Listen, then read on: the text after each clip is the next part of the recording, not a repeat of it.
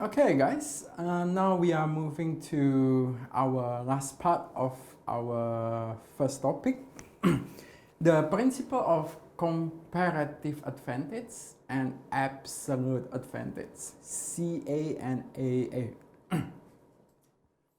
Okay, let's look at the definition very carefully. A person has a comparative advantage in an activity if the person can perform the activity at a lower opportunity cost than anybody else. A person has an absolute advantage if he or she is more productive than others. Absolute advantage is about comparing productivities. Comparative advantage is about comparing opportunity costs. Okay? Economists use comparative advantage as opposed to absolute advantage. You will see why. Let's look at this in plain English. Absolute advantage means you can produce more of one thing using less resources compared to another person. For example, using time as a resource, we find that Liz can make 30 smoothies in 1 hour. Joe can only make 6 smoothies in 1 hour. In terms of producing salads, guys, in 1 hour, Liz can do 30 salads. Joe can also do 30 salads in 1 hour. Okay? So who has the absolute advantage in the production of smoothies? Of course, the person that can produce more smoothies in 1 hour would be the one, isn't it? The person that is more productive. So who has the AA in the production of smoothies? The answer is Liz. Who has the AA in the production of salads? Neither person. They both are equally productive in the production of salads. But again, in the production of smoothies, Liz is more productive than Joe. Okay? So if I was Liz, guys, I would be a bit arrogant here. I would say to Joe, Joe, I'm much better than you. I'm more productive in the production of smoothies. And you are not better than me in the production of salads. I would not trade anything with you. I would not discuss about specializing in something and negotiate with you. But hang on, guys, hang on. We'll discuss this further in the concept of comparative advantage later on. But just to summarize, guys, what we discussed just now, in the context of absolute advantage, let's make this simple table. Per hour, Liz can do 30 smoothies or 30 salads, right? Joe, per hour, can do 6 smoothies or 30 salads. So once again, Liz is absolutely better in production of smoothies, okay? 30 as opposed to 6. But in the context of production of salad, they are equally productive. Okay, let's take this further, guys, by computing or working out their comparative advantage. Comparative advantage means you can produce good X by giving up less of good Y, as we illustrated in PPF, compared to someone else. This is true even if you have an absolute advantage in everything. Again, guys, remember comparative advantage is based on opportunity costs. So to find CA, we need to know opportunity costs. Remember, opportunity cost is what you give up over what you get. Okay, this is very important, guys. I'll go through this very carefully with you. CA argues they should specialize by concentrating on their CA. Okay? So what we economists argue to you in this situation, guys, a person should specialize in the production of a good where he or she has the comparative advantage. Or in other words, where he or she has the lower opportunity cost to produce that good. Don't worry, guys, I'll take you through very carefully. Okay? So let's try to work out this. What is the opportunity cost for Riz, for Joe, to make one smoothie? To answer that, guys, remember we have to think about this in the context of opportunity cost. How many salads will be foregone to make one smoothie? Riz can either make 30 smoothies or 30 salads per hour. Okay, I'm up to that point here. So if I ask you, that means to produce one smoothie, how many salads Riz needs to give up? One salad, Tommy. How did you get that? 30 salads foregone divided by 30 smoothies obtained. 30 over 30 is 1.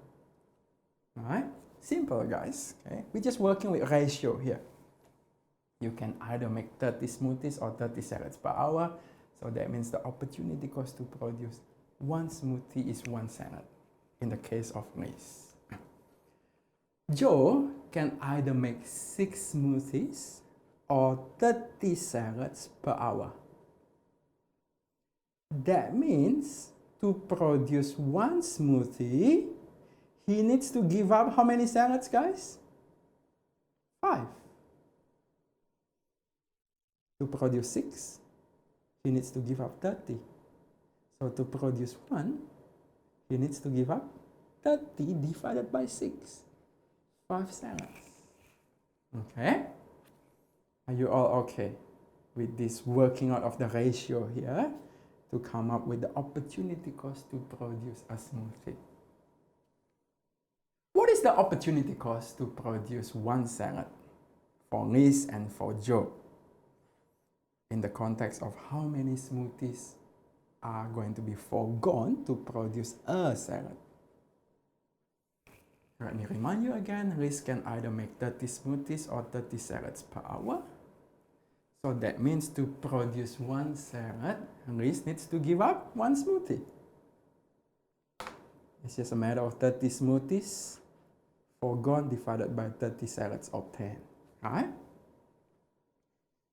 Joe can either make 6 smoothies or 30 salads per hour. Okay? That means to produce one salad, Joe needs to give up 0.2 smoothies. Okay? C, to produce 30 salads, he needs to give up 6 smoothies.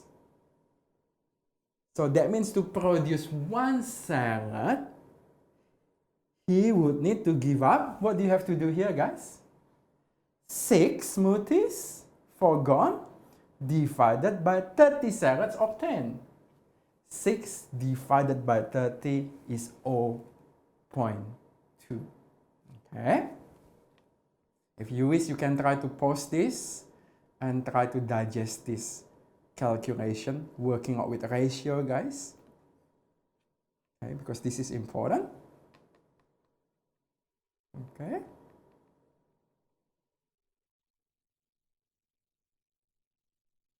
Should we move on?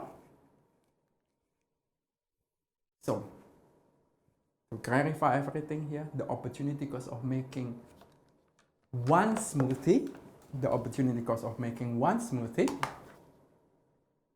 for Riz is one salad. the opportunity cost of making one smoothie for Joe is 5 cents. Okay, remember the calculation that we did in the previous part? In the previous slide? You can refer back to this.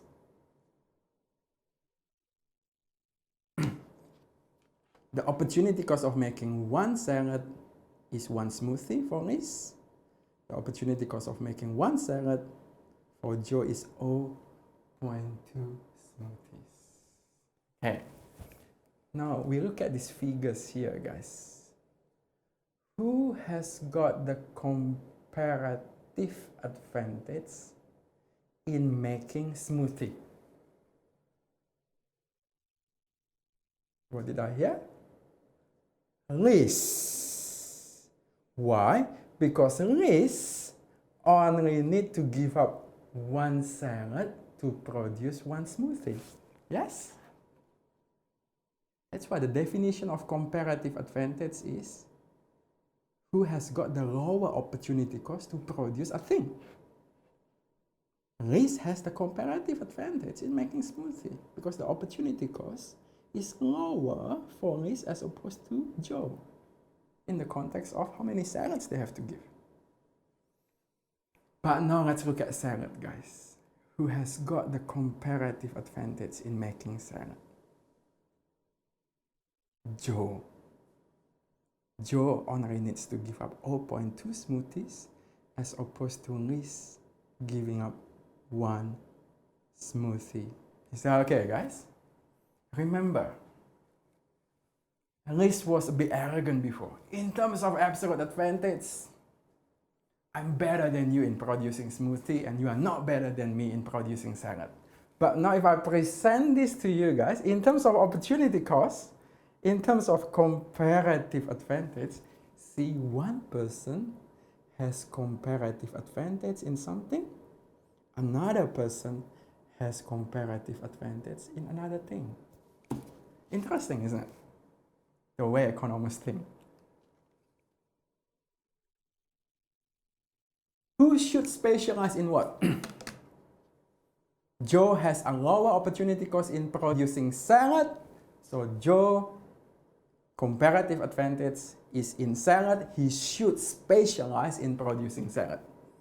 Liz has a lower opportunity cost in smoothies. She has the comparative advantage in producing smoothies.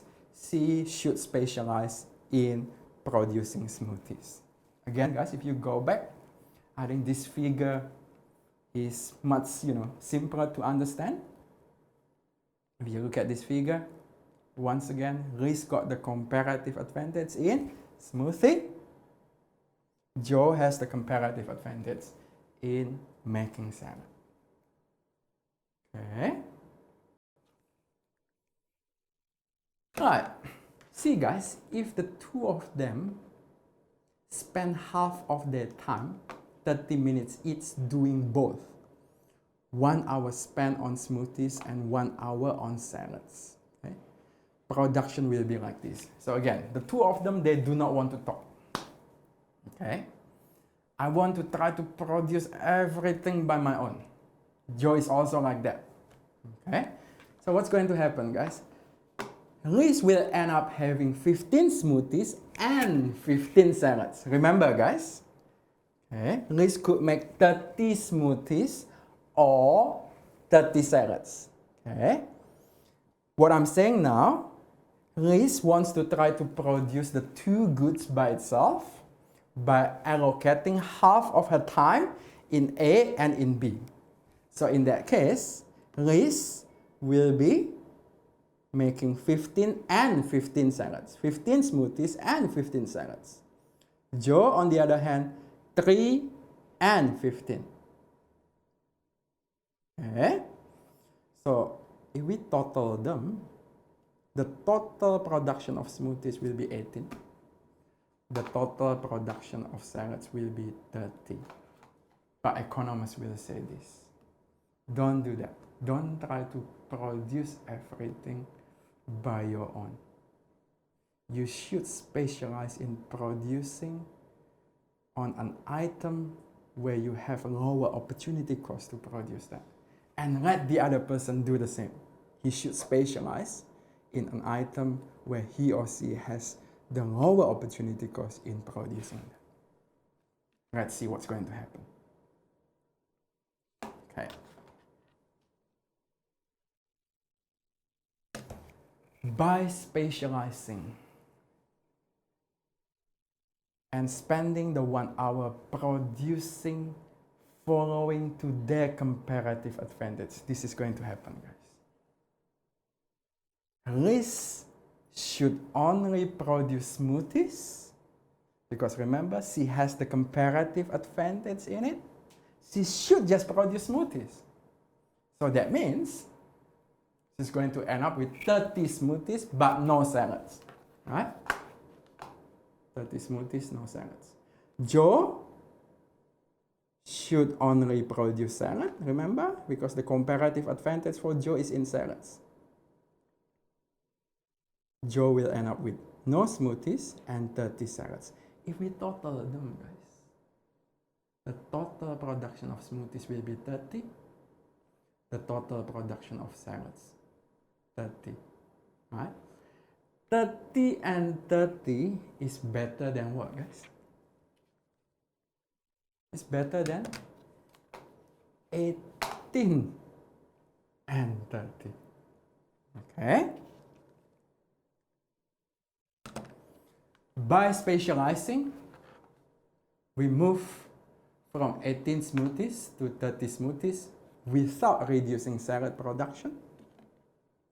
We did this without increasing resources, without increasing time. Thus, by following comparative advantage, we increase output without increasing inputs. We refer this as productive efficiency. Okay? I know, guys, this is something that you have to try to digest more. Try to go through the figures. Okay? You can try to listen to my recording again, guys. Okay? And I'm pretty sure the second time you do it, then you get the point better. Alright? So, what has been discussed in this topic? Scarcity. We define economics. We differentiate what is micro, what is macro. Thinking like an economist. Comprehensive analysis is cost and benefit. Marginal cost, marginal benefit, right? Interesting, we talk about the concept of opportunity cost. Then we talk about production possibility frontier. We use that graphical tool to illustrate, all these important concepts that we have discussed up to this point. Okay? Then my numerical examples of absolute advantage and comparative advantage. Let me emphasize again, guys. Economists use comparative advantage, and you know why. Thank you. Hope you found our first topic insightful. I hope I delivered my promise, guys. Economics is applicable, practical, and insightful. See you in the next topic.